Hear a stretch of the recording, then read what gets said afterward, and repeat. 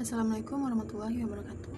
Perkenalkan, nama saya Dila Afidza Putri, NIM 2002-6027, Prodi Informasi Perpustakaan dan Kearsipan, Fakultas Bahasa dan Seni Universitas Negeri Padang.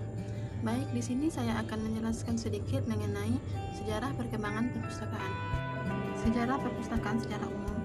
1. Perpustakaan zaman kuno. Assyria, Babilonia, Mesopotamia.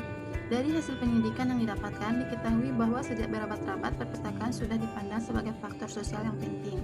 Kita kenal bahwa setiap peradaban manusia di dunia ini mempunyai suatu tradisi atau adat kebiasaan untuk mengumpulkan buku-buku atau bacaan lainnya.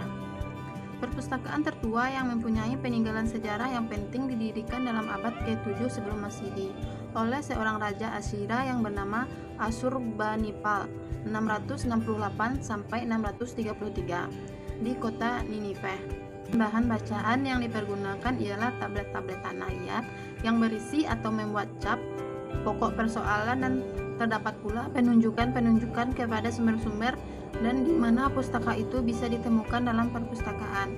Assurbanipal adalah raja yang berpendidikan dan menaruh minta yang besar terhadap perkembangan kesastraan dan kebudayaan negerinya dengan jalan mencoba mengumpulkan hasil-hasil sastra Assyria. B. Mesir Alexandria. Di Mesir, perpustakaan telah lama dikenal orang. Suatu bukti yaitu dengan adanya sebuah perpustakaan Mesir milik Raja Ramses.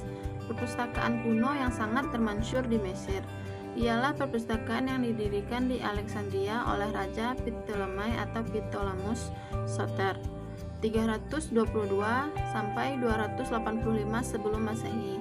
Raja pertama dinasti Diaz. Perpustakaan ini menjadi sangat besar di bawah para penggantinya Ptolemai Philadelphus 285 sampai 247 sebelum Masehi dan Ptolemai Argetes 247 sampai 221 sebelum Masehi. Perpustakaan tersebut dibangun Ptolemai dengan maksud mengumpulkan dan memelihara selengkapnya semua karya kesastraan Yunani. Betapa pentingnya perpustakaan di Mesir pada waktu itu ditandai dengan diketahuinya beberapa orang yang bekerja di sana seperti Zenodotus, Eratosthenes, Aristophanes, Aristarchus, Callimachus, dan Apollonius sekitar abad 3 dan 2 sebelum Masehi. Koleksi yang dimiliki perpustakaan Alexandria kira-kira 490.000 gulungan pada masa Callimachus dan kira-kira 700.000 gulungan pada masa Kaisar, yang sebagian disimpan di Museum Istana, yaitu Brushin sebanyak 4.900 roll dan 42.000 roll disimpan di Seapium yang merupakan anak perpustakaan. Bahan perpustakaan yang dipergunakan di Mesir adalah papirus, semacam tumbuh-tumbuhan yang hidup subur di rawa-rawa sepanjang Sungai Nil. Perkembangan perpustakaan di Mesir sebenarnya tidak dapat dipisahkan dengan perkembangan perpustakaan di Yunani. Aristoteles 384 sampai 422 sebelum Masehi yang mengajar raja-raja Mesir untuk mendirikan perpustakaan. C. Pergamun. Setelah perpustakaan di Alexandria, muncullah perpustakaan di Pergamun yang didirikan oleh dinasti Attalid. Pada masa pemerintahan dinasti Attalid, kota Pergamun sangat termasyhur di kota kecil dan di seluruh dunia lama karena hasil seni dan kebudayaannya. Dengan adanya embargo papirus dari Mesir, menyebabkan para ahli dan raja Pergamun berusaha mencari bahan lain. Akhirnya ditemukan bahan yang mutunya lebih baik dari papirus, ialah parchment atau perkemen yang dibuat dari kulit binatang. Seperti halnya di Alexandria, di Pergamun pun didapati orang katalogus serta penyusunan buku-buku denang teratur. Dari peninggalan sejarah ditemukan ruang-ruang besar untuk perpustakaan yang dihiasi patung-patung pengarang terkenal seperti Hoker, Alacus, Herodotos, dan Timotes. D. Yunani Prahelinisme. Di Yunani, masa penyair keliling atau penipulara menuturkan kisahnya dari kota ke kota kepada raja-raja yang berkuasa. Kesusastraan yang tertulis belum ada, bahkan pada masa perang Persia bukti adanya perpustakaan tidak terdapat. Aulus Gellius mencatat pada abad ketiga sebelum Masehi bahwa Psarotus, Trian, dan dari pertama dan menyatakan bahwa perpustakaan tersebut dipindahkan ke Persia oleh Xerxes 485 sampai 465 dan kemudian dikembalikan ke Athena oleh Seleucus, raja dari Kekaisaran Seleucus 306 sampai 280. Roma.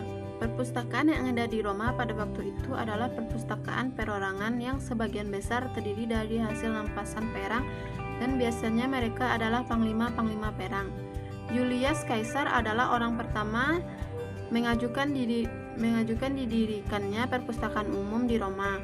Varro 116 sampai 27 sebelum Masehi memulai rencana-rencana dan menulis karya-karyanya mengenai perpustakaan. Tetapi perang saudara menghambat pekerjaannya.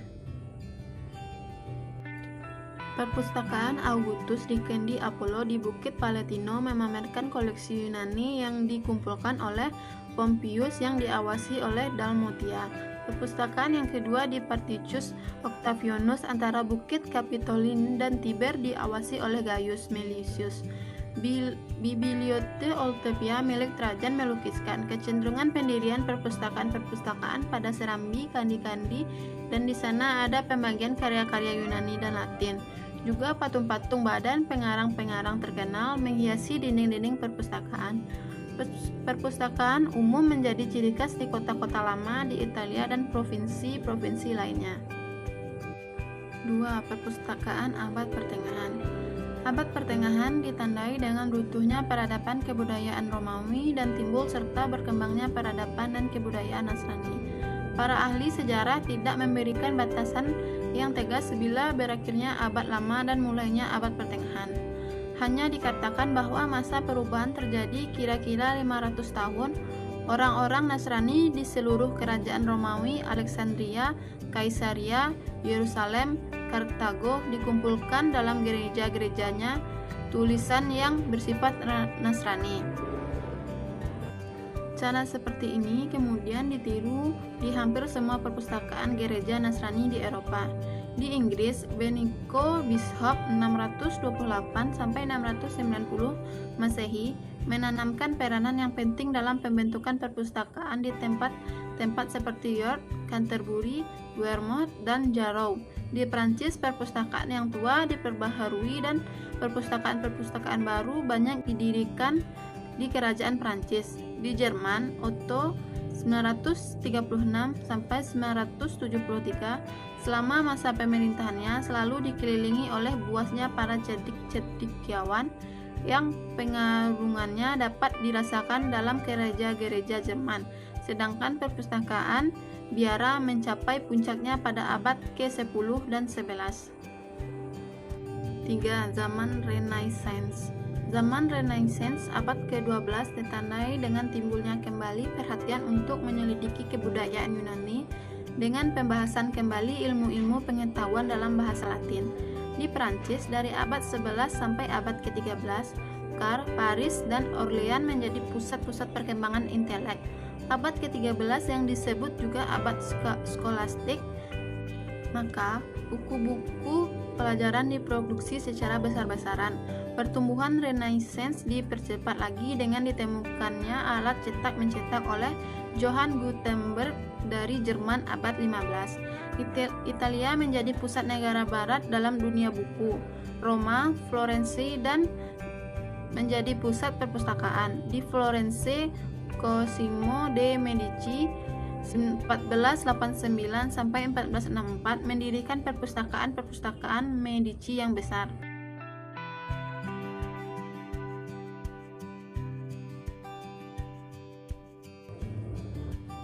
Sejarah perpustakaan di Indonesia. Sejarah perpustakaan Indonesia tergolong masih muda jika dibandingkan dengan negara Eropa dan Arab.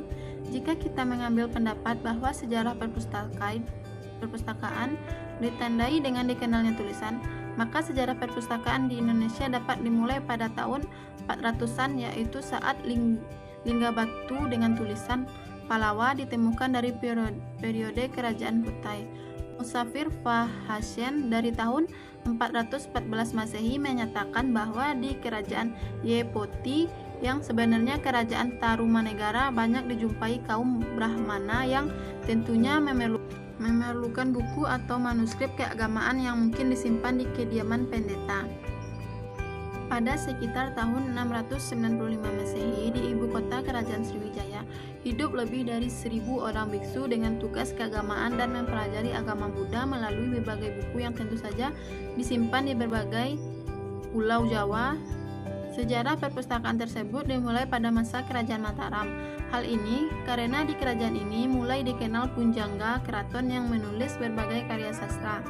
Karya-karya tersebut seperti Sanghyang Kamahayanikan yang memuat uraian tentang agama Buddha Mahayana, menyusul kemudian 9 Parwasari cerita Mahabharata dan 1 kanda dari epos Ramayana. Juga muncul 2 kitab keagamaan yaitu Brahmanda Purana dan Agastya Parva. Kitab lain yang terjadi adalah Arjuna Wiwaha yang digubah oleh Pukanwa. Pada tahun 1962, Lembaga Kebudayaan Indonesia diserahkan kepada Pemerintahan Republik Indonesia dan namanya pun diubah menjadi Museum Pusat. Koleksi perpustakaan menjadi bagian dari Museum Pusat dan dikenal dengan Perpustakaan Museum Pusat. Nama Museum Pusat ini kemudian berubah lagi menjadi Museum Nasional, sedangkan perpustakaan dikenal dengan Perpustakaan Museum Nasional. Pada tahun 1980, Perpustakaan Museum Nasional dilebur ke Pusat Pembinaan Perpustakaan. Perubahan terjadi lagi pada tahun 1989 ketika Pusat Pembinaan Perpustakaan dilebur sebagai bagian dari Perpustakaan Nasional Republik Indonesia.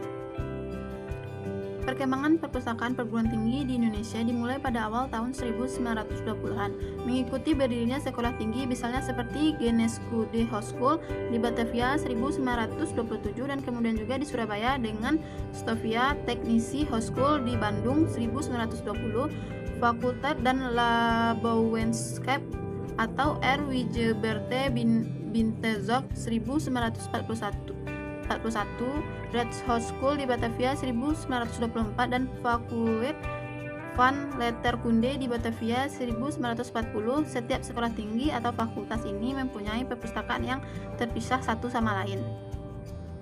Di samping perpustakaan yang didirikan oleh pemerintah Hindia Belanda, sebenarnya tercatat juga perpustakaan yang didirikan oleh orang Indonesia.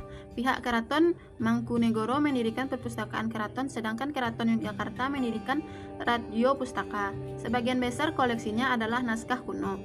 Koleksinya perpustakaan ini tidak dipinjamkan, namun boleh dibaca di tempat. Pada masa penjajahan Jepang, hampir tidak ada perkembangan perpustakaan yang berarti. Jepang hanya mengamankan beberapa gedung penting, di antaranya Batavis, Geneskap, Van Kunten, Wetenskapen selama penduduknya Jepang Openbaresklen. Volblibitek dijarah oleh rakyat dan lenyap dari permukaan bumi. Karena pengamanan yang kuat pada gedung Batavis Geneskap Van Kunten, Jurnal Pustakawan Indonesia volume 6 nomor 162 Wetenskapen, maka koleksi perpustakaan ini dapat dipertahankan dan merupakan cikal bakal dari perpustakaan nasional. Dalam rangka usaha melakukan pemberantasan buta huruf di seluruh pelosok tanah air, telah didirikan perpustakaan rakyat yang bertugas membantu usaha Jawatan Pendidikan Masyarakat melakukan usaha pemberantasan buta huruf tersebut. Pada periode ini juga lahir perpustakaan negara yang berfungsi sebagai perpustakaan umum dan didirikan di ibu kota provinsi. Perpustakaan negara yang pertama didirikan di Yogyakarta pada tahun 1949, kemudian disusul Ambon 1952, Bandung 1953, Ujung Pandang Makassar 1954, Padang 1956, Palembang 1957, Jakarta 1958, Palangkaraya, Singaraja, Mataram, Medan, Pekanbaru, dan Surabaya 1959.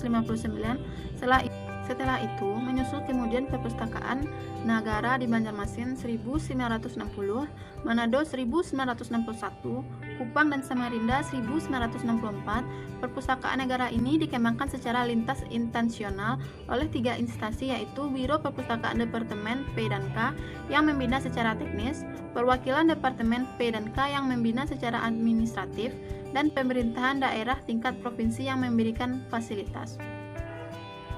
Demikian penjelasan saya mengenai sejarah perkembangan perpustakaan. Mohon maaf bila ada kata-kata yang kurang berkenan dan terima kasih. Wabillahi taufiq wal hidayah. Wassalamualaikum warahmatullahi wabarakatuh.